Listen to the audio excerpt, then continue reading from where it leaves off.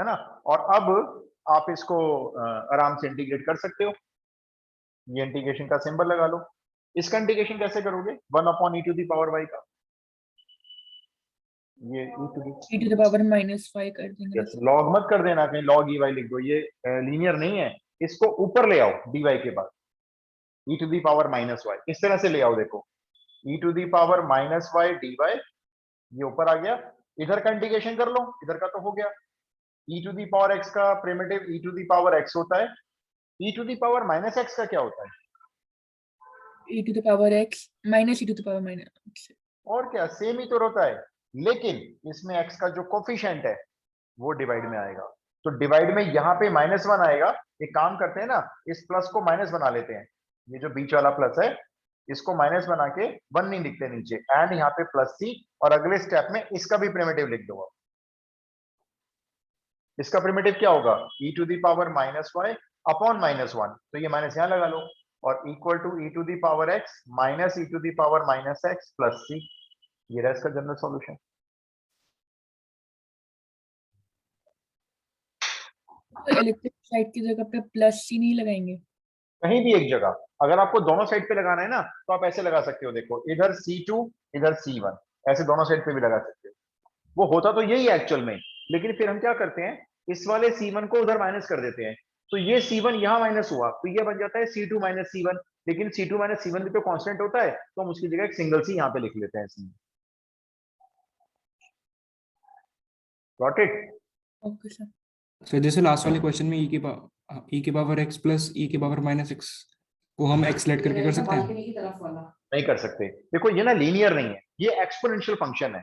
आप इसको x तब लेट करोगे जब ये लीनियर होगा, x+1 होगा, x+2 होगा, 2x+3 होगा, कोई दिक्कत नहीं, लीनियर एज्यूम करो उसको। लेकिन आप एक्सपोनेंशियल को लीनियर फंक्शन नहीं एज्यूम कर सकते, वो गलत माना जाएगा फिर।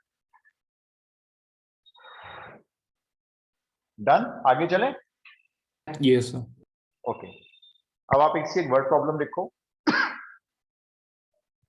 अब इसको हम एप्लीकेशंस में किस तरह से यूज करेंगे वो देखते हैं। लिखिए, in a bank principal increases, in a bank principal increases at the rate of 5% per annum, at the rate of 5% per annum,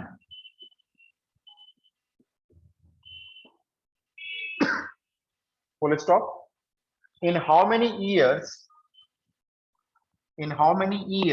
rupees 1000, in how many years rupees 1000 double itself? कितने साल में 1000 रुपए के डबल हो जाएंगे उस bank में जो बैंक 5% का इंटरेस्ट देता है पर ईयर। अब देखो ये जो इंटरेस्ट होता है, जैसे मान लो आपने आज 1000 रुपए जमा कर दिए, ठीक है। आप जब उसको कल निकालने जाओगे, आपने कम तो कल ही पैसा वापस निकाल रहे हैं अपना, तो क्या आपका पैसा बढ़ गया होगा या उतना ही रहा होगा? बढ़ गया होगा। कुछ तो बढ़ा होगा, ऐसी बात नहीं है ना, कुछ तो इंक्रीज हुआ होगा, लेकिन वो अमाउंट करेंसी में बैंक आपको दे नहीं पाएगा। इतना छोटा अमाउंट होगा तो आपको कहेगा भाई 1000 रुपये वापस ले लो, आपका इंटरेस्ट बहुत कम आया है। क्योंकि अब हो क्या रहा है, जैसे ही आपने बैंक में पैसा डाला तो प्रोसेस में आ गया वो बैंक के, और उसके बाद उस पर कॉन्टिन्यूअस इंटरेस्ट चार्ज होना शुरू हो गया। कॉन्टिन्यूअस, ये कॉन्टिन्यूअस प्रोसेस है, दिन रात आपका पैसा मार्केट में जा रहा है, अप्लाई हो रहा है, कम हो रहा है, ज्यादा हो रहा है, लेकिन बैंक आपको 5% के फिक्स रेट से इंटरेस्ट दिए जा रहा है। तो हो क्या रहा है, आपके पैसे में चेंज आ रहा है, आपने जो जमा किया पैसा उसमें हर क्षण हर पल एक चेंज मिल रहा है आपको। तो वो चेंज का मतलब क्या हो गया, डिफरेंशिएशन हो रहा है। अब आपने क्या करना है, सुनो, लेट किसी भी टाइम पर, जब आप किसी भी टाइम पे देखोगे जब आपका पैसा जा चुका है बैंक में, एट टाइम टी, मान लेते हैं टी समय पर आपका जो अमाउंट होगा ये पी होगा। क्योंकि आप इसको फिक्स तो नहीं कर सकते, लगातार बदल रहा है, हर सेकंड बदल रहा होगा ये पैसा। जैसे मार्केट में हर बार रेट बदलता है शेयर मार्केट में, तो हर सेकंड रेट चेंज होता है। तो इसी तरह से आपने मान लिया जो टी समय पर आपका अमाउंट होगा वो पी होगा। इतनी बात कंफर्म है, 1000 तो नहीं होगा, शायद ज्यादा हो गया होगा थोड़ा सा ही। चलो जी, अब मेरे को बताओ ये चेंज हो रहा है क्या? ये जो पी अमाउंट है चेंज हो रहा है, इसका डिफरेंशिएशन हो रहा है। मैंने क्या लिखा, डीपी। इसका डिफरेंशिएशन हो रहा है, किसके रिस्पेक्ट में चेंज हो रहा है? टाइम। ठीक है, तो मैं क्या लिखूंगा? dt by dt। मैंने इसको कनेक्ट कर दिया, देखो आप, डेरिवेटिव के साथ। ये जो dp बाय dt है, और मुझे पता है किस रेट से चेंज हो रहा है, जितना भी मेरा अमाउंट होगा टाइम t पर, उसका 5% होगा। ये बात सही में आती है? भाई जो मेरा चेंज है वो तो मुझे पता है ना, 5% से चेंज हो रहा है, तो ये जो चेंज है वो डेरिवेटिव की लैंग्वेज में dp अपॉन dt के इक्वल है। मैं चाहूं तो इस 5 से 100 को कैंसिल करके 20 बना सकता हूं, आप भी बना सकते हो। क्या ये डिफरेंशियल इक्वेशन है? भाई इक्वेशन तो बोलेंगे ना, क्योंकि इक्वल का साइन लगा दिया आपने। ये एक डिफरेंशियल इक्वेशन है, क्योंकि इसमें dp बाय dt आ रहा है। इसके जरा वेरिएबल सेपरेट करके बताओगे क्या आएगा? dp upon p। अच्छा, तो ये कहां जाएगा dt? ये सामने जाएगा, 1/20 के साथ चला जाएगा। हो गया वेरिएबल सेपरेट। कितना लो लेवल का इंटीग्रेशन है? 1/p का इंटीग्रल बोलना मतलब इसका primitive log p। log p। क्या चीज क्यों मानेंगे? डी, हाँ मतलब लीनियर मानेंगे, क्योंकि भी देखो ये भी p और ये भी p है, तो इसको dx बाई x मान के इसका log p हो गया। इधर 1/20 का चलो बाहर कर लेता हूँ, कांस्टेंट है। मुझे 1 का प्रिमिटिव बोलो यहाँ पे। t ऑपरेटर से पूछ के बोलोगे आप। अगर dt है ना तो t बोलोगे आप। अगर dx होता तो x लिखेंगे, dp होगा तो p लिखेंगे। अब ये तो dt है तो t लिखेंगे, और प्लस करेंगे कोई कांस्टेंट c। यहां तक क्लियर हुआ? यहां तक क्लियर हो गया? सर मुझे समझ नहीं आई, हाँ बोलो बोलो, आपका बोलो। बेसिक स्टेटमेंट कैसे बनाई है वो समझ नहीं आया। ये मैंने कैसे बनाई, देखो, हमने मान लिया किसी भी टाइम टी पर, हमारा जो टाइम टी होता है, टाइम टी अब ये कांस्टेंट तो हो नहीं सकता, कभी भी समय कांस्टेंट नहीं होता, तो हमारा किसी भी टाइम टी पर मान लेते हैं अमाउंट हमारा पी है। किसी भी एक एक पर्टिकुलर टाइम के लिए हमने मान लिया अमाउंट हमारा पी है, और हमको पता है कि ये लगातार बदल रहा है, ये लगातार चेंज हो रहा है, कम हो रहा है, ज्यादा हो रहा है, रुक नहीं रहा। तो इसका डेरिवेटिव निकाला जा रहा है। किसके रिस्पेक्ट में चेंज हो रहा है? टाइम के रिस्पेक्ट में। तो मैंने लिखा डीपी बाई dt, क्योंकि इसमें लगातार चेंज आ रहा होगा, हर सेकंड हर पल। अब वो चेंज किससे इक्वेट होगा? वो चेंज हर बार 5% से इक्वेट हो रहा होगा। जितना भी पैसा, करंट पैसा आपका, जब हम किसी टाइम पी पर अपना पैसा देखेंगे, तो जितना भी अमाउंट होगा उसमें 5% के हिसाब से चेंज लग रहा होगा। तो हमने क्या लिखा? जो अमाउंट हमारा पी है टाइम टी पर, उसमें जो चेंज है वो 5% का है। तो मैंने इसको डेरिवेटिव इधर बनाया, और उधर मैंने मैथमेटिकली इसको 5% के हिसाब से इक्वल कर दिया। Okay sir. चलो अभी तो यहाँ पे कहानी बची है, अभी पिक्चर अभी खत्म नहीं हुई। डिफरेंशियल इक्वेशन बनाई, सॉल्यूशन निकाल लिया। अब आपसे एक सवाल पूछूंगा, अगर मैं टाइम को 0 कर दूं, तो आप मुझे अमाउंट बता सकते हो कितना होगा आपका? सोच के बताओ, बड़ा आसान सा क्वेश्चन पूछा है। अगर मान लो टाइम सेम 0 रहेगा। कर, सेम रहेगा जो आपके पैसा बैंक में जमा होने से पहले था। आपने पैसा जमा ही नहीं किया, टाइम 0 है, तो आपने कितना पैसा जमा करना था बैंक में? 1000। तो टाइम टी पर आपका वही अमाउंट आ जाएगा जो इनिशियल था, यानी कि 1000। तो इस वाली डिफरेंशियल इक्वेशन के सॉल्यूशन में ये दो वैल्यू आपको अपने आप पुट करनी है। करते हैं, देखो, log p यानी 1000, इधर टाइम को 0 रखेंगे तो ये पूरी वैल्यू 0 बन जाएगी, खाली रह जाएगा c। तो यहाँ पे 0 पुट करोगे तो 0 हो गया ना ये तो खाली c बचा। तो c की वैल्यू log 1000 होगी। कुछ बच्चे इस वैल्यू को 3 पुट कर देते हैं, कहते हैं हमने सीखा हुआ है log 1000 की वैल्यू 3 होती है। गलत हो जाएगा। वो 3 कब होती है? जब बेस 10 होता है। यहाँ पे बेस e है, नेचुरल लॉग है ये, हमें नहीं पता इसकी क्या वैल्यू है, ऐसी छोड़ दो इसलिए। अब इस c की वैल्यू को अपने सॉल्यूशन में वापस यहाँ रखो। log p 1/20 times of t plus log 1000, ये वैल्यू पुट कर दी वापसी। इस वाली सॉल्यूशन में अपनी तरफ से t को 0 रखा, p को इनिशियल अमाउंट 1000 बनाया, उससे हमारा c मिल गया। c को हमने अपने सॉल्यूशन में यहां रख दिया। इतना क्लियर? अब बताओ आप कितना अमाउंट चाहते हो? आपका अमाउंट कितना हो जाए? आप डबल। चाहते हो ना कुछ अमाउंट हो जाए, डबल मतलब कितना? 2000। 2000 हो जाए। तो यहाँ पे p को बना लो 2000। आप चाहते हो कि ये जो हमारा अमाउंट चेंज हो रहा है बार बार, ये 2000 हो जाए, कितने समय में हो जाएगा? तो देखो p को रखा मैंने 2000, यहाँ p को रखा 2000, उस वाले log 1000 को इधर लाके माइनस कर लिया 2000 में से, और इधर रह गया मेरा 1/20 टाइम्स ऑफ t। अब log 2000 में से log 1000 माइनस कैसे करोगे, जरा ये बता दो। log 2000 upon 1000. राइट, log की जब दो वैल्यू माइनस होती हैं तो log एक सिंगल रह जाता है, वैल्यू डिवाइड हो जाती है। कितना लिख दूं बोलो? log 2. log 2। और ये 20 क्रॉस मल्टीप्लाई भेजो, 20 log 2 is equals to t। ये आंसर है। 20 log 2 ईयर्स में जाकर log 2 की वैल्यू आपको अगर गिवन आएगी तो पुट कर लेना, नहीं तो छोड़ देना, आंसर बुक में ये दिया हुआ होगा। तो आप लिखेंगे आफ्टर 20 log 2 ईयर्स, बेस ई पर हमें नहीं पता इसकी वैल्यू, इतने ईयर्स में जाकर आपका पैसा 1000 रुपए का 2000 हो जाए। कई बार क्वेश्चन में इसकी वैल्यू गिवन होती है तो आपके ईयर्स एग्जैक्ट नंबर्स में आ जाते हैं, वरना तो ऐसे ही छोड़ दें।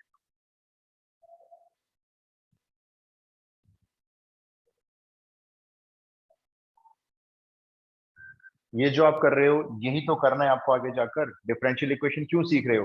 क्योंकि उसको अभी आप बहुत छोटे यूज पे कर रहे हो, ये आगे जाकर फिर फुल फ्लैश यूज होती है। So हो गया. अब मैं आपको एक और दे रहा हूं भी, बहुत जल्दी से करना।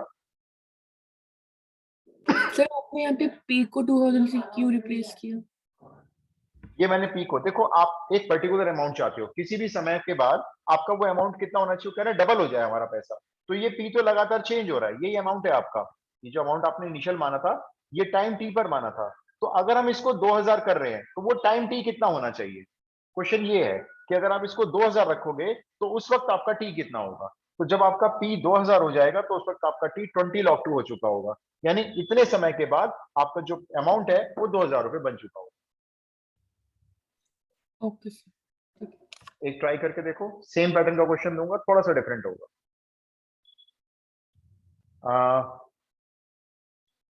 इन a bank principal increases at the rate of, लगभग सेम है।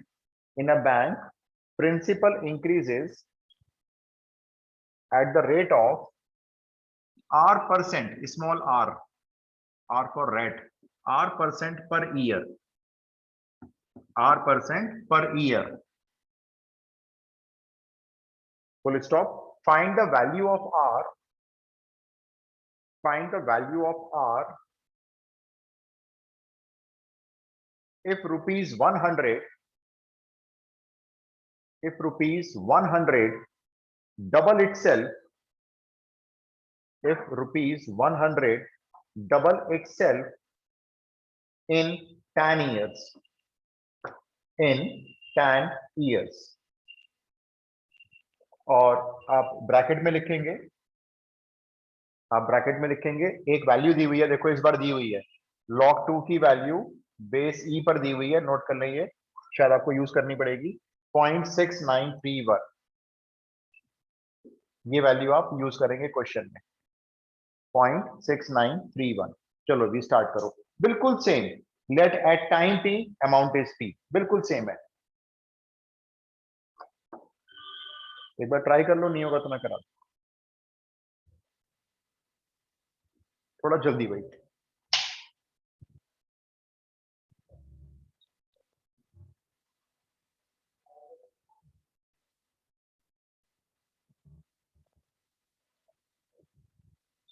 ये किसकी है पीयूष? ये काम की है?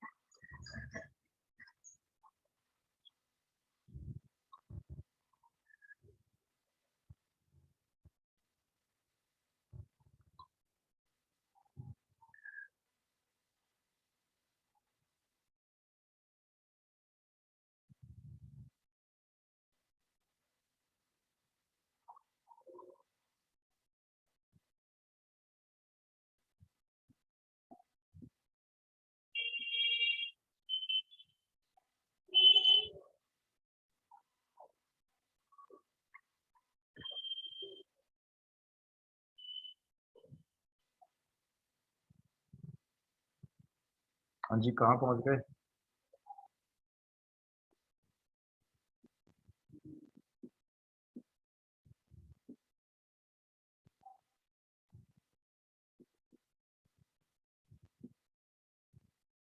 सर नहीं हो रही है।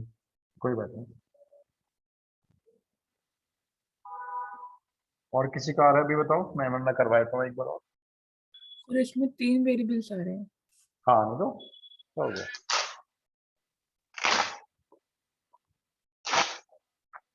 मेरा बच्चे मिल गया मेरे को। स्टार्ट करते हैं चलो, है ना, बहुत टाइम वेस्ट नहीं करते। आपने ये तो लिख ही लिया होगा, एक बार चेक कर लो। Let at time t amount is p। ठीक है, फिर हाँ r की वैल्यू निकाल लेंगे। नहीं हो रहा, देखिए। अच्छा ये बताना यहाँ पे क्या लिखा है आपने इक्वल टू में इस बार, राइट। 100। p रुपीस का मतलब p अमाउंट का r%, जैसे पिछली बार 5% था, तो ये तो r मिसिंग है। चलो वेरिएबल सेपरेट कर लेते हैं, dp के नीचे डाल दो p को, ठीक है ना, उधर आपका r/100 रह जाएगा और उधर आ जाएगा dt। वैसे एक बात बताओ, ये r भी वेरिएबल है या कांस्टेंट चल रहा होगा, मैं तो पूछ रहा कांस्टेंट। हूँ। ये तो कांस्टेंट है। कांस्टेंट रहेगा, बैंक ने एक बार रेट फिक्स कर दिया, वो फिक्स फिक्स हो जाएगा। हाँ ये p वेरिएबल होगा आपका। चलो इंटीग्रेशन का साइन लगा लिया है, इंटीग्रेशन बोलना जरा, वही आ रहा है, देखो सेम इंटीग्रेशन है। log p is equal to rt RT upon 100। बिल्कुल सही, r/100 को बाहर निकालो, कांस्टेंट है, और यहाँ पे बचेगा 1 का इंटीग्रेशन आपका t हो जाएगा एंड प्लस c। ये तो देखो बिल्कुल सेम आ गया ना यहाँ तक तो। फिर वही बात है, आप जब t को 0 लोगे तो आपका जो अमाउंट होगा वो इनिशियल अमाउंट के इक्वल हो जाएगा, यानी 100 हो जाएगा। तो पुट करते हैं, यहाँ पर हो जाएगा log 100, ये पूरी टर्म आपकी 0 बन जाएगी RT अपॉन 100 वाली, और ये c आ जाएगा जैसे पहले आया था। अभी c की वैल्यू को अपने सॉल्यूशन में यहाँ पे वापस रख लेते हैं, तो अब आपका हो जाएगा log p is equals to r upon 100t plus log 100। ठीक है, कोई दिक्कत तो नहीं यहाँ तक। अब ये कह रहे हैं आपका पैसा कितना, डबल। डबल, अब बताओ p को कितना लो, p को 200, कितने टाइम में, 10 साल में, तो पुट कर दो ना फिर, यहाँ पे p को पुट कर दो डबल, मतलब log 200। साथ साथ इस log 100 के इधर लाके माइनस कर लो, अब ये माइनस हो गया log 100। नहीं तो log 100 है ना ये तो। और फिर यहाँ पे t की वैल्यू 10 पुट कर लो, क्वेश्चन क्या रहा है भाई ऐसा करने को, तो ये हो जाएगा r into 10 upon 100। log 200 minus log 100 की वैल्यू बोलो जल्दी डायरेक्ट, log 2 log 2। ठीक, log 2, और इधर आ गया r/10। log 2 की वैल्यू यूज करनी पड़ रही है, देखो ये भी यहाँ पर आ गई ना अब। अच्छा अच्छा चलो कोई बात नहीं, 0.6931 इक्वल टू r/10, 10 को क्रॉस मल्टीप्लाई करो, आपका रेट आ रहा है 6.931%, और आप इसको इक्वलेंट कर सकते हो 7% के, मतलब बैंक जो रेट चार्ज कर रहा है वो 7% है। Clear? yes sir। Yes sir. आगे चलेंगे भाई। अब जो डिफरेंशियल इक्वेशन सीखने जा रहे हो, इसमें से अगर क्वेश्चन आया तो इसमें से आएगा जो आप सीखने जा रहे हो। लीनियर डिफरेंशियल इक्वेशन होती है,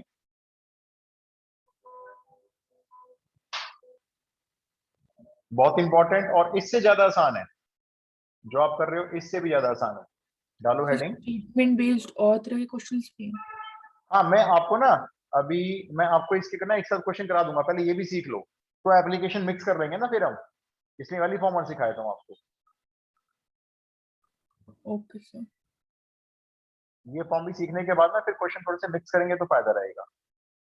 लीनियर डिफरेंशियल इक्वेशन बहुत बहुत इंपॉर्टेंट,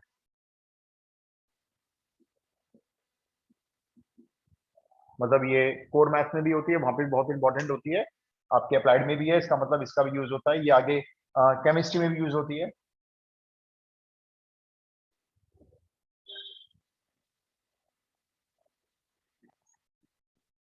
अच्छा अब ये किस फॉर्म में होती है, मैं आपको पहले फॉर्म समझाता हूँ, इसकी पहचान बताऊंगा आपको, एकदम से एग्जाम में पहचान में आ जाएगी आपको। ये आपको डिफरेंशियल इक्वेशन हमेशा इस फॉर्म में मिलेगी, dy upon dx plus py equal to q, इस फॉर्म में मिलेगी।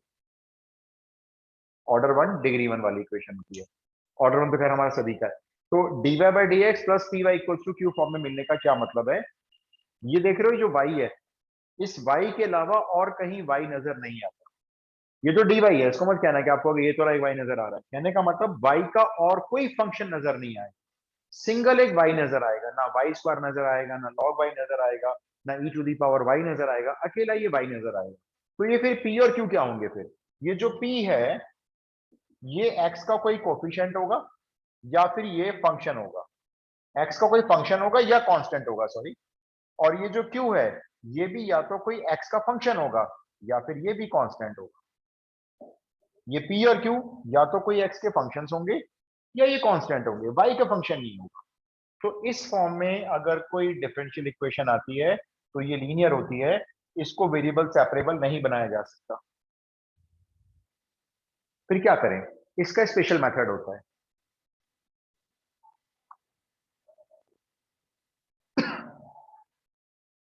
आप सुनो क्या करना है, पहले प्रोसेस समझ लो फिर क्वेश्चन करके दिखा दूंगा।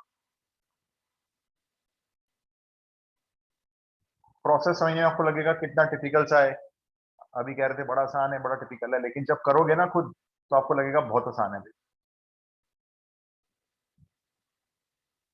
देखो, इसमें सबसे पहले एक फैक्टर निकलता है जिसको हम लोग बोलते हैं इंटीग्रेटिंग फैक्टर। इंटीग्रेटिंग फैक्टर, आप इसको एग्जाम में अंडरस्टूड होता है ऐसे भी लिख सकते हो, I dot F dot, short form में आप इसको आई डॉट एफ डॉट लिख सकते हो। कैसे निकालना है इसको? ई लेना है एक्सपोनेंशियल और उसकी पावर में इंटीग्रेशन करना है। पावर में इंटीग्रेशन करना है किसका? लेकिन किस फंक्शन का? ये जो p है ना, इसका इंटीग्रेशन करना है, वो भी विद रिस्पेक्ट टू x करना है। ये इंटीग्रेटिंग फैक्टर से ही ये डिफरेंशियल इक्वेशन सॉल्व होती है। ये गलत हो जाए मान लो तो टीचर उस कॉपी को आगे चेक नहीं करते, वो वहीं पे क्वेश्चन को कैंसिल कर देते, क्योंकि अगर ये रॉन्ग निकलेगा तो आगे चेक करने का कोई मतलब नहीं बनता। अच्छा चलो ये निकाल लेंगे, चलो हम उसके बाद क्या करना है, इस इंटीग्रेटिंग फैक्टर को दोनों साइड पे मल्टीप्लाई करना है डिफरेंशियल इक्वेशन के। लेफ्ट हैंड साइड पे भी जैसे मैं कर रहा हूं, देखो ये लेफ्ट हैंड साइड पे और उधर राइट हैंड साइड पे, जो भी ये सॉल्व करके आएगा दोनों साइड पे इसको डिफरेंशियल इक्वेशन के मल्टीप्लाई करना। उसके बाद ये जो पूरी आप लेफ्ट हैंड साइड देख रहे हो, ये पूरी यहां से यहां तक, ये खास चीज होती है पूरी की पूरी। वो खास क्या होता है? देखो आप, मैं इस पूरे को क्या लिखने वाला हूं, डी मतलब डिफरेंशिएशन, किसके रिस्पेक्ट में? एक्स के रिस्पेक्ट में। किसका? वाई का और इंटीग्रेटिंग फैक्टर का। अगर कोई चेक करना चाहे तो कर सकता है। मतलब ये जो है ना एक्चुअल में ये प्रोडक्ट रूल लगाकर निकाला गया हुआ। किसका प्रोडक्ट रूल लगाया गया है? इंटीग्रेटिंग फैक्टर और y के बीच में अगर हम प्रोडक्ट रूल लगा के डिफरेंशिएट कर देना विद रिस्पेक्ट टू x तो ये पूरा आ जाएगा। अभी आपको मैं वेरीफाई करके भी दिखाऊंगा। सामने कुछ नहीं होगा, जो लिखा हुआ है वही रहेगा, सामने कुछ नहीं है, जैसा है वैसा ही। तो आपने दिखाने की जरूरत नहीं है, मैं आपको शो करूंगा लेकिन आप नहीं दिखाएंगे किसी को, आप तो इसको डायरेक्ट लिखेंगे। ये d बाई डी एक्स मतलब डिफरेंशिएशन है विद रिस्पेक्ट टू एक्स, किस किस का? y का और इंटीग्रेटिंग फैक्टर का डिफरेंशिएशन होता है, ये जो लेफ्ट हैंड साइड आती है। उसके बाद आपने क्या करना है, इसी स्टेप में दोनों साइड पे इंटीग्रेशन का साइन लगाना है, with respect to X integration करना है। अब भाई को बताओ जरा, ये है डेरिवेटिव, इसको बोलते हैं डेरिवेटिव, और ये होता है इंटीग्रेशन जिसको बोलते हैं एंटी डेरिवेटिव। एंटी डेरिवेटिव और डेरिवेटिव दोनों आ जाए तो क्या होगा? फंक्शन। दोनों कैंसिल हो जाएंगे, ना डिफरेंशिएशन होगा ना इंटीग्रेशन होगा, तो कौन बचेगा? ये बचेगा खाली, y into E raise to the power p, जिसको बोलेंगे इंटीग्रेटिंग फैक्टर। हाँ, यहाँ पे जो इंटीग्रेशन होगा वो आपको करना पड़ेगा, ये जो भी इंटीग्रेशन आएगा ये आपको सॉल्व करना पड़ेगा। ये हमारा डिफरेंशियल इक्वेशन का सॉल्यूशन होता है, इसको सॉल्व करके जो आंसर आता है। देखो मैं आपको बताता हूं, कई टीचर्स इंटीग्रेटिंग फैक्टर निकलवाते हैं, ये निकलवा लेते हैं पहले, और उसके बाद सीधा इस स्टेप में आ जाते हैं। 100% वैलिड है, कोई नहीं काट सकता, क्योंकि बुक कहती है ऐसा करने को, राइटर्स कहते हैं। लेकिन मैं आपको क्या कराऊंगा, मैं पहले आपको इंटीग्रेटिंग फैक्टर कैलकुलेट करवाऊंगा, उसके बाद मैं आपसे दोनों साइड मल्टीप्लाई भी करवाऊंगा, मैं आपसे ये भी लिखवाऊंगा, उसके बाद मैं आपको ये स्टेप करने को दूंगा। हम प्रोसेस में चले। बड़ा आसान है, आपको लग रहा है बड़े ये क्या है, इंटीग्रेशन के इंटीग्रेशन ऊपर इंटीग्रेशन, ऐसे दिखने में बड़ा कॉम्प्लेक्स लगता है। कोई आपकी कॉपी को रीड करके कहेगा कितनी टफ पढ़ाई कर रहे हैं बच्चे, अजीब सा लग रहा है दिखने में, लेकिन बड़ा आसान भी है। आप नोट करो, मैं आपको एक क्वेश्चन करके दिखाता सर हो गया नोट। हूँ। ठीक है, क्वेश्चन लिखते हैं।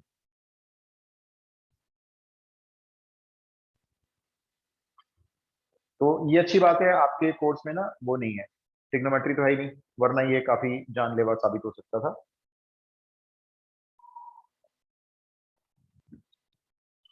एक तो पता नहीं ये बोर्ड इतना खराब है, डस्टर कई सारे चेंज कर लिए, बहुत मिटता नहीं है ढंग से।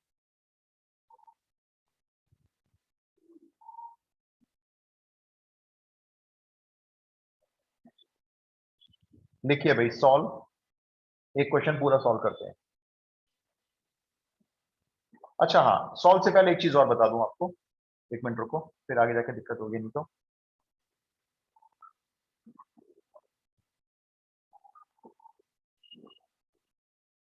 देखो, एक ना लॉग की प्रॉपर्टी ये भी होती है जो आपको यूज करनी पड़ सकती है। जैसे ई है, उसकी पावर में लॉग है, और मान लो इसका बेस भी ई है। ई है, पावर में लॉग है, और लॉग का बेस क्या ई है, और लॉग क्या है, उसका कुछ वैल्यू है, जैसे एक्स है, तो ये प्रॉपर्टी के अकॉर्डिंग डायरेक्टली एक्स के इक्वल हो जाता है। ठीक है, ये एनसीईआरटी में भी है क्लास 12 की। जैसे मान लो ई टू दी पावर लॉग है, और यहाँ पे एक्स स्क्वायर है, तो क्या वैल्यू हो जाएगी इसकी? X square. एक्स स्क्वायर हो x जाएगी। आपको डिफाइन नहीं करना, सीधा लिख देना। चलो इसकी वैल्यू बताओ। E to the power 3 log x आ गया मान लो किसी क्वेश्चन में, अब क्या लिखोगे इसको? X cube. क्यूब। इसको बहुत सारे बच्चे ना 3x लिख के आते हैं, गलत हो जाएगा वहीं पे इंटीग्रेटिंग फैक्टर। बिल्कुल सही बात जो आपने बताया, बिल्कुल सही था यश और उसने, आस्था ने। ये 3 पहले इधर ना पावर में जाएगा, लॉग की प्रॉपर्टी है भी, मल्टीप्लाई इधर पावर में जा सकता है, और जैसी पावर में जाएगा e to the power log cancel करके एक्स क्यूब रह जाएगा। चलो ये बताना, e to the power minus log x, मेरा एक्सपीरियंस रहा है इसमें बच्चे बहुत गलत बताते हैं, वैल्यू बहुत वन गलत upon copy check. Right, 1/x, बहुत बढ़िया। माइनस एक्स मत कराना, गलत हो जाएगा। ये -1 है, ये x की पावर में जाएगा, तो x टू दी पावर -1, जिसको आपने मुझे बोला 1/x। तो ऐसा कई बार आपके इंटीग्रेटिंग फैक्टर में आ सकता है, तो आप उसको ऐसे सिंप्लीफाई करके लिख लेना। ठीक है, ये चाहो तो नोट कर लो, फिर मैं क्वेश्चन देता हूं आपको।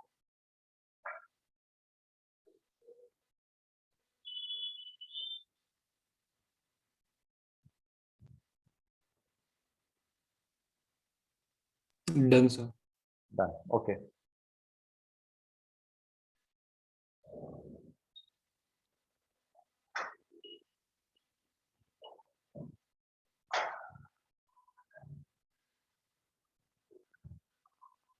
इस फॉर्म का क्वेश्चन नंबर 1 करते हैं, थोड़ा सा ऊपर से शुरू करते हैं।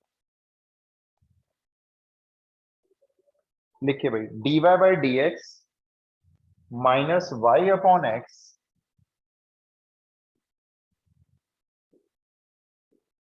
Is equals to X square. अब देखो ये बिल्कुल प्रॉपर फॉर्म में दिया हुआ है, y सिंगल है और कहीं कोई y नजर नहीं आ रहा है, तो आप मुझे उस ओरिजिनल फॉर्म से कंपेयर करके p और q बता सकते हो, इसमें p क्या लिया हुआ है और q क्या लिया हुआ है? ई -1 अपॉन राइट, एक्स। p तो है -1/x, और q जो है वो आपका एक्स स्क्वायर है। तो जैसे मान लो आपने अपना बोर्ड कॉपी में सॉल्यूशन स्टार्ट किया, तो आपने पहले तो डिफरेंशियल इक्वेशन लिख ली भाई क्वेश्चन पेपर से, ये आपने डिफरेंशियल इक्वेशन लिख ली। अब आप डायरेक्टली बता दो, हम p मान रहे हैं 1/x को, q मान रहे हैं एक्स स्क्वायर को। ये स्टैंडर्ड है, बताने की जरूरत नहीं है p और q क्या होते हैं, अंडरस्टूड होते हैं टीचर के लिए। उसके बाद आप यहाँ पे निकालेंगे इंटीग्रेटिंग फैक्टर, शॉर्ट फॉर्म में IF लिखेंगे। e raise to the power में ये जो p है -1/x, इसका प्रिमिटिव निकालेंगे। बताइए भाई, माइनस का तो कोई दिक्कत नहीं है, मुझे 1/x का प्रिमिटिव बता दो।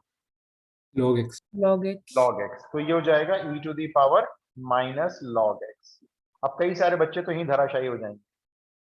धराशायी क्यों हो जाएंगे? वो इसकी वैल्यू को लिख के आएंगे -x। बहुत कॉपी चेक की है मैंने ऐसी। बता दो इसकी वैल्यू क्या है वैसे? अब 1 upon x। अभी तो पूछी थी मैंने, 1/x। गलत मत कर देना, मैं बार बार बोल रहा हूँ, ई टू दी पावर में लॉग आएगा, बहुत ध्यान से उसको सॉल्व कर लेना। ये आपका इंटीग्रेटिंग फैक्टर आ गया, देखो ठीक है। अब इसके बाद मैंने क्या बोला था आपको, इस इंटीग्रेटिंग फैक्टर को डिफरेंशियल इक्वेशन के दोनों साइड पे मल्टीप्लाई कर लेना, कर लेते हैं। 1/x dy/dx minus Y upon X, इस साइड पे भी 1/x मल्टीप्लाई एक्स स्क्वायर। और मैंने आपको क्या बोला था, ये जो लेफ्ट हैंड साइड है ये डेरिवेटिव है, बताओ किस किस का डेरिवेटिव है, ये पूरा लिखते हैं यहाँ पे। d/dx है किस किस का, एक तो y का, y परमानेंट है हमेशा, और इनटू में किसका, इंटीग्रेटिंग फैक्टर का।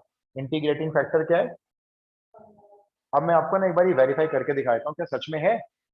इसमें अप्लाई करेंगे प्रोडक्ट रूल और देखेंगे इसका प्रोडक्ट रूल अप्लाई करने के बाद क्या ये आ रहा है, पता चला आ ही नहीं रहा ये। देखो जरा रफ में कर लेते हैं, इसमें लगाते हैं प्रोडक्ट रूल। पहले मैं y का करूंगा, तो y का हो जाएगा सिंपली dy/dx, 1/x साथ में रहेगा, ठीक है। उसके बाद प्लस, अभी y का नहीं करेंगे, अभी आप मेरे को 1/x का बोलो, डिफरेंशिएशन -1/x। -1/x²। और अगर मैं इसमें से 1/x कॉमन ले लूं तो क्या रह जाएगा अंदर, dy/dx माइनस y/x। देखो यही तो है, देखो ये रहा, इसका मतलब हम लिख सकते हैं ना, देखो वही आया। हम इसको क्या लिखेंगे हर क्वेश्चन में हमेशा, d/dx ऑफ एक y जो फिक्स रहेगा और इनटू में इंटीग्रेटिंग फैक्टर, और सामने क्या लिख दूं बताना जरा, ये 1/x और x² को सॉल्व करके x x लिख दो, इसमें क्या बात हो गई, तो ये राइट। आपको कैसे किया डिफरेंशिएट? मैंने डिफरेंशिएशन इसका ना रफ में किया है, मैंने चेक करवाया आपको, आपको चेक नहीं करवाना किसी को। मैंने y और 1/x में प्रोडक्ट रूल लगाया, y का पहले किया सिंपली dy/dx लिखा, 1/x मल्टीप्लाई में ऐसे लिख दिया, फिर y को छोड़ दिया, ये रहा y को छोड़ दिया, 1/x का डिफरेंशिएशन किया with respect to x -1/x²। और जब 1/x कॉमन लेके देखा तो ये वही चीज आ रही है जो यहाँ पे लिखी हुई है, देखो ये। हाँ ये बीच का नहीं दिखाते टीचर्स। इसके बाद क्या करवाते हैं, ये जो इंटीग्रेटिंग फैक्टर आता है ना, इसके बाद सीधा यहाँ जंप करवा देते हैं। हम जंप नहीं कर रहे हैं, सिर्फ 2 स्टेप की बात है, सिर्फ और सिर्फ इसलिए क्योंकि आप एक परफेक्शन लेवल पे काम कर रहे हो, ठीक है। ये डिफरेंशिएशन वाला स्टेप मैं नहीं शो कर रहा हूं, ये हटा दिया है मैंने।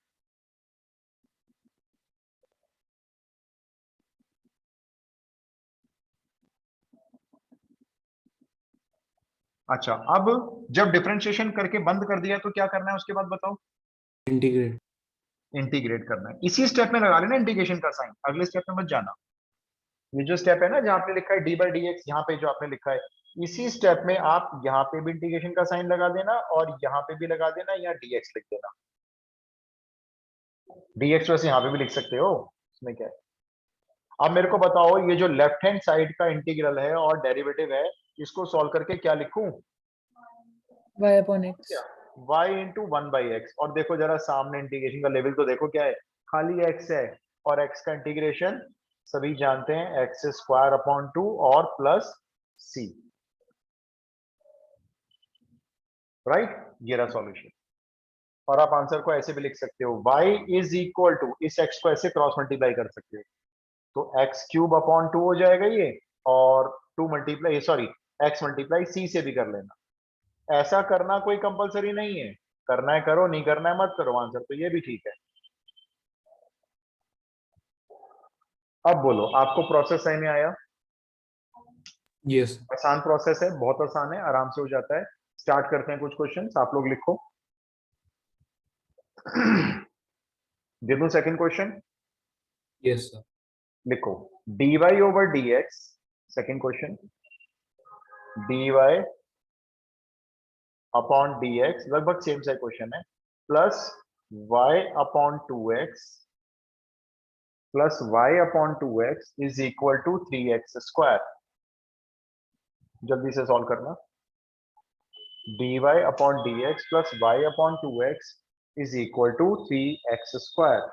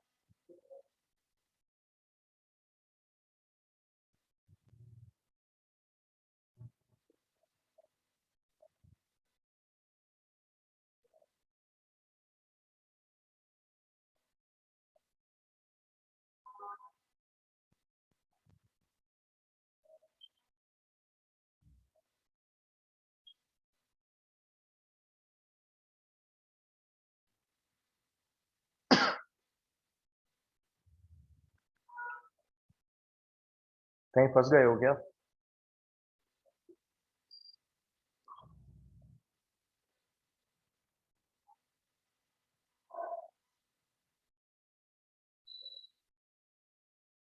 सर हो गया।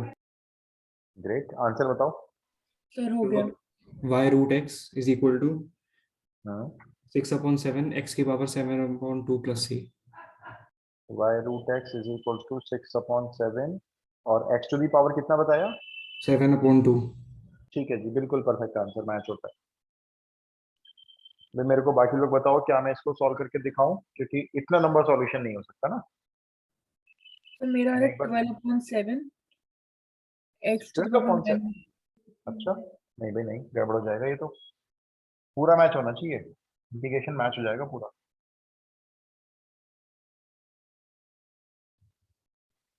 इसमें पी क्या है? अच्छा पी तो बता दो। 1/2x। Right, 1/2x। और इसमें जो क्यू है वो आपका सामने 3x² है। स्टार्ट कर देते हैं, ये लो बिल्कुल सेम आंसर मैच करेगा, गलत नहीं होना चाहिए। इसमें जो आपका p है ये 1/2x है, और जो q है ये आपका 3x² है।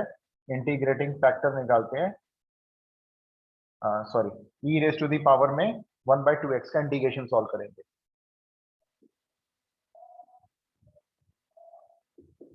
तो 1/2 तो बाहर हो जाएगा, 1/2 तो बाहर हो गया, तो बचेगा आपका 1/x। 1/x का प्रिमिटिव हो जाएगा log x।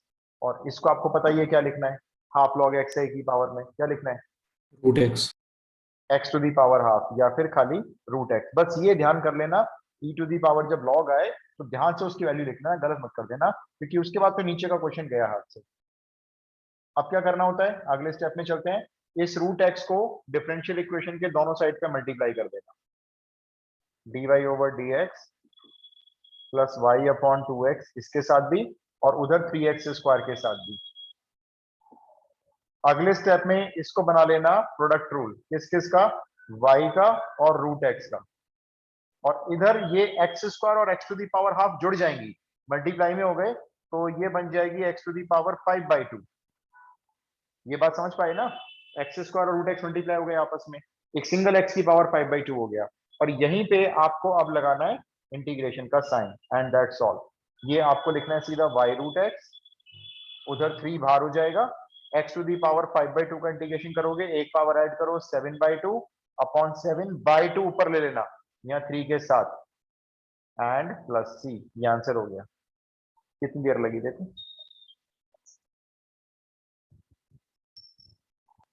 भाई कोई डाउट है तो पूछो, मैं बता दूंगा। सर बस सेकंड लास्ट स्टेप वापस बता दो। ये बताता हूँ देखो मैं आपको। जब हम रूट एक्स को दोनों साइड मल्टीप्लाई कर चुके हैं इंटीग्रेटिंग फैक्टर को, तो इसको हमें मालूम है क्या लिखना होता है। ये एक प्रोडक्ट रूल लगा हुआ डिफरेंशिएशन होता है, जिसको हम वापस बंद कर देते हैं। ये डेरिवेटिव किसका है? d/dx, y का, और इस इंटीग्रेटिंग फैक्टर का। इसका प्रोडक्ट रूल ये पूरा होता है। तो इसको बंद करके लिख देते हैं, उसमें सेम लिखा है मैंने, और दोनों साइड पे इंटीग्रेशन का साइन लगा देते हैं। इसका इंटीग्रेशन करोगे तो डेरिवेटिव एंटी डेरिवेटिव एक साथ आए, हटा दो, खाली y√x रह गया, और इसका जो भी है वो इंटीग्रेशन लिख लो सामने। नहीं हुआ क्लियर?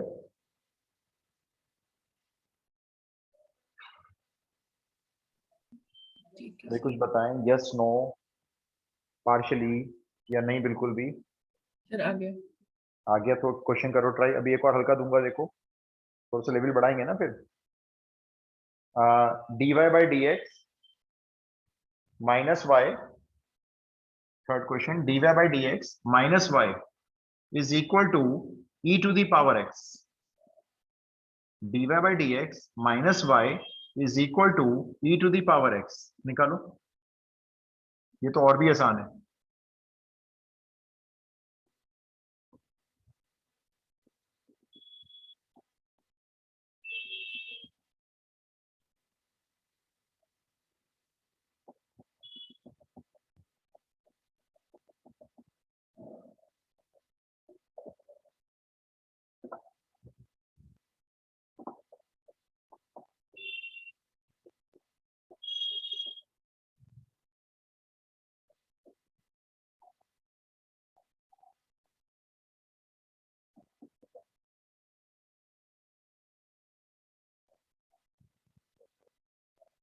इस बार इंटीग्रेटिंग फैक्टर क्या आया वैसे? ए की पावर माइनस एक्स। हाँ, तो वो ऐसे ही रहेगा क्योंकि उसमें लॉग तो आया नहीं, तो वही रहेगा integrating factor e to the power minus x.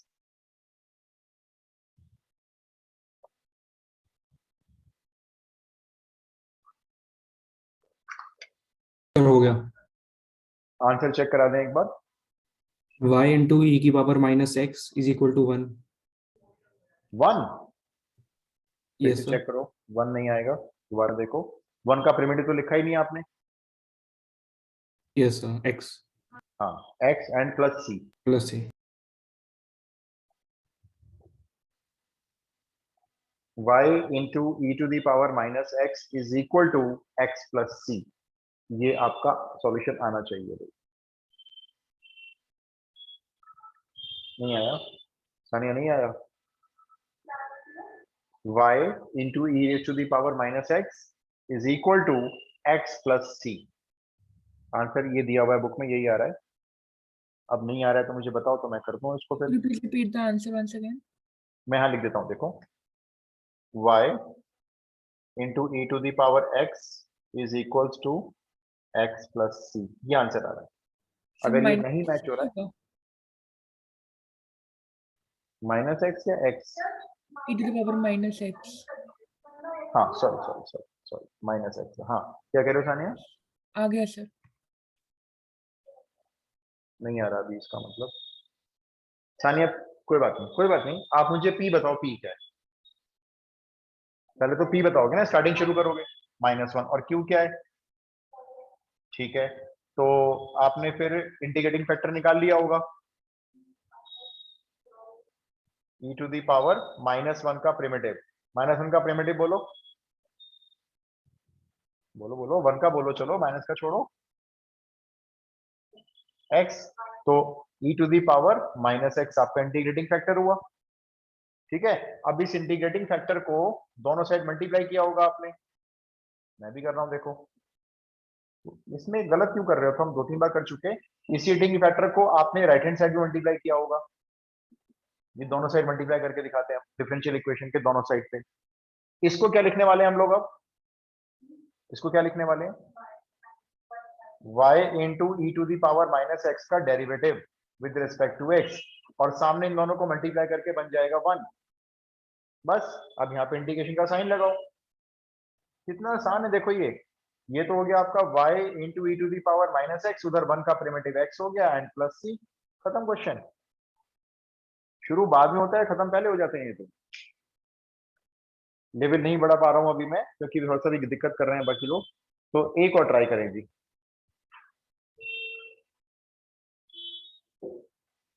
हल्का सा लेवल को बढ़ाएंगे अभी, हल्का सा। लिखो।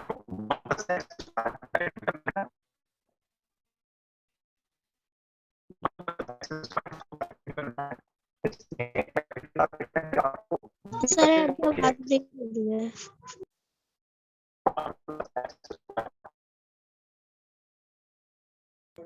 सर आपकी वॉइस ब्रेक हो रही है।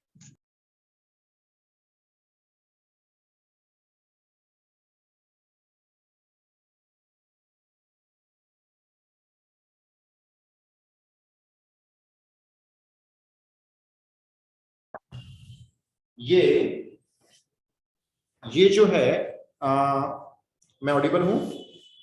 Yes sir. Yes. एक्चुअली शायद मेरे ये ईयरबड्स की बैटरी डाउन हो गई है। हाँ, तो मैं ये कह रहा हूं, आप इसमें मेरे को p बता सकते हो? 2x. गलत हो जाएगा। आप ध्यान से देखो, dy बाई dx के साथ आपको एक ब्रैकेट नजर नहीं आ रहा है? Yes sir. तो उस ब्रैकेट को हटाओ पहले, वरना इस फॉर्म में माना ही नहीं जाएगा। डिवाइड कर कैसे देंगे हटाओगे? स्क्वायर से। यस, पूरी इक्वेशन को left hand right hand side, पूरी इक्वेशन को 1 प्लस एक्स स्क्वायर से पहले डिवाइड करो। ध्यान से देखो ना, dy बाई dx सिंगल होना चाहिए था, वहां पे इन्होंने दे दिया 1 plus x square dy by dx। कोई परेशानी की बात नहीं है, आपको थोड़ा सा कंफ्यूज करने के लिए दिया है। आप इस पूरी इक्वेशन को 1 प्लस एक्स स्क्वायर से डिवाइड कर लो।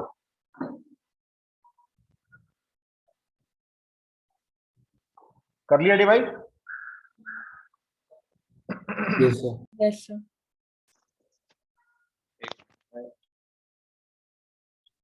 Differential equation I will do dy by dx plus 2xy upon 1 plus x square is equal to 4x square upon 1 plus x square. अब आप मुझे बता सकते हो p क्या होगा? 2x 2x upon 1 upon plus 1 x plus square. x square. अब आप मेरे को बता सकते हो p क्या होगा?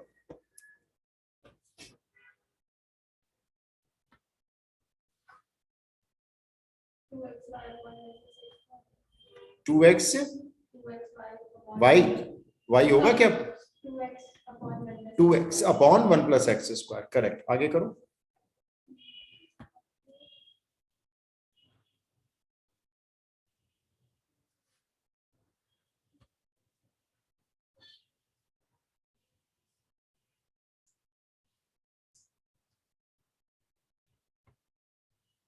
I am audible? कंफर्म करें जरा एक बार. Yes, sir. Yes, sir.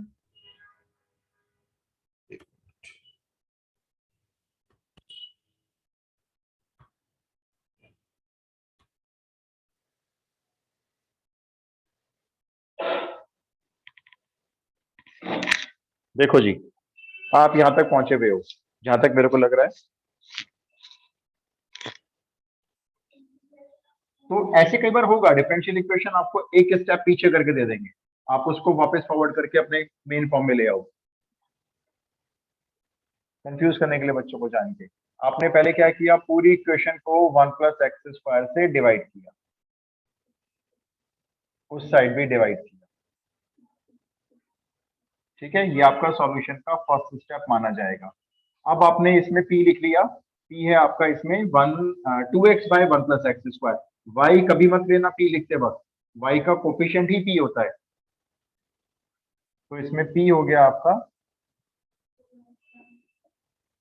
और इसमें q हो गया आपका 4x square upon, integrating factor निकालते हैं, e टू दी पावर में इंटीग्रेशन करेंगे p का. कोई याद करके बता सकता है इसका डायरेक्ट प्रिमिटिव है? डायरेक्ट लिखते थे हम लोग, ध्यान से देखो. Direct, right. इसका डेरिवेटिव ऊपर पड़ा हुआ है dx के साथ, और जब नीचे वाले फंक्शन का डेरिवेटिव, यस, इसका प्रिमिटिव हो जाएगा सीधा सीधा log of 1 plus x square. ये देखो, ये स्किल सब काम आ रहे हैं ना जो इंटीग्रेशन में सीखे थे हमने छोटे छोटे. तो नीचे वाले फंक्शन का डेरिवेटिव अगर ऊपर है तो log ऑफ डिनोमिनेटर. अब इसको आगे सिंप्लीफाई कर लो, log नजर आ गया मुझे, तो e टू दी पावर में ये 1 प्लस एक्स स्क्वायर इसका इंटीग्रेटिंग फैक्टर हो गया, 1 प्लस एक्स स्क्वायर. आगे कर लो. अब तो अब क्या बचा है, इस इंटीग्रेटिंग फैक्टर को यहां और यहां दोनों साइड मल्टीप्लाई करो, एलएचएस में RHS.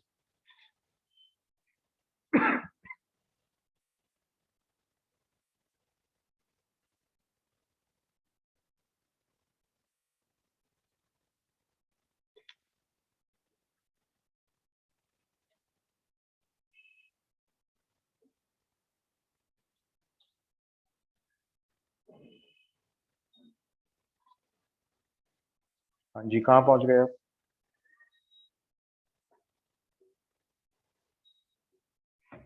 So 1 plus x square y is equal to 4 upon 3x cube. हाँ ठीक है, प्लस सी, यही आ रहा है. ये आ रहा है मेरा भी. भाई एक तरफ तो ये आता ही है, y into 1 plus x square, इस तरफ तो हमेशा ही आता है. उधर जो आएगा वो ये कैंसिल होने वाला होगा, 4x स्क्वायर का प्रिमिटिव आया होगा उधर. तो 4x स्क्वायर का प्रिमिटिव तो बड़ा आसान है, 4x cube by 3 and plus c. Clear? Yes, sir. चलो जी, तो हम और नहीं करते आगे, थोड़ा सा परसों इसकी एप्लीकेशन करवा के न्यू टॉपिक स्टार्ट परसों ही करेंगे भाई.